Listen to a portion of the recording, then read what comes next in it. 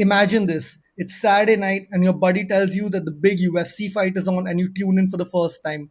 At first glance, it probably just looks like two people locked in a cage trying to destroy each other.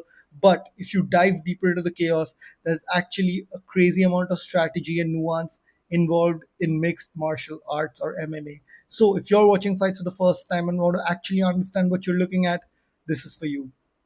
First off, let's clear up the biggest point of confusion everyone has when they start watching fights. Mixed martial arts or MMA is the sport, and the Ultimate Fighting Championship or the UFC is the company which puts on MMA bouts. You don't watch UFC, you watch MMA. The same way you watch basketball and you don't watch the NBA. The NBA is the name of the organization which puts on basketball matches, the same way the WWE is the organization which puts on wrestling bouts, pro wrestling bouts. Similarly, the UFC is the organization which the best fighters in the world compete at. And another thing which confuses a lot of people is what is the biggest podcaster in the world doing cage side next to UFC fights, screaming into the mic? Well, Joe Rogan, before he was the biggest podcaster on earth, was an MMA commentator, and he has been an MMA commentator with the UFC for over 25 years now. So, what are you actually watching during a fight? It's basically two worlds colliding, striking and grappling. Striking is all your punches, knees, kicks, and elbows from boxing and Muay Thai.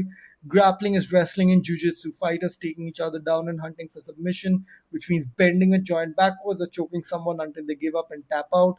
But it's not a backyard brawl. There are strict rules. You can't hit someone in the groin, poke their eyes, bite them, or strike them in the back of the head or spine, or pull their head. If things get dirty, the ref steps in immediately.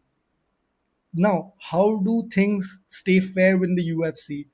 Can a guy at 155 pounds like Conor McGregor fight someone who's a 205 pounder like John Jones? Absolutely not. And that's where weight classes come in. The day before a fight, guys go through weight cutting, which is basically the art of going down to a contracted weight.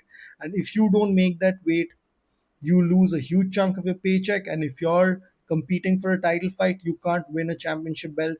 This is the same with all combat sports and grappling sports like judo, wrestling, your boxing.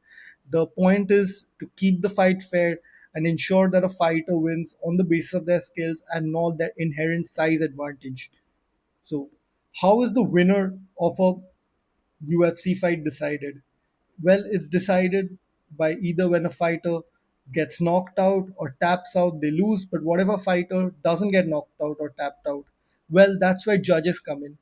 Three cage side judges score each round to a 10-9 system. The person who wins the round gets 10 points, the loser gets 9 or less, and the fighter who gets the more points at the end of the fight wins the fight based on who landed the biggest strikes, got the takedowns, and did the most damage, with damage being the biggest criteria for who wins a fight.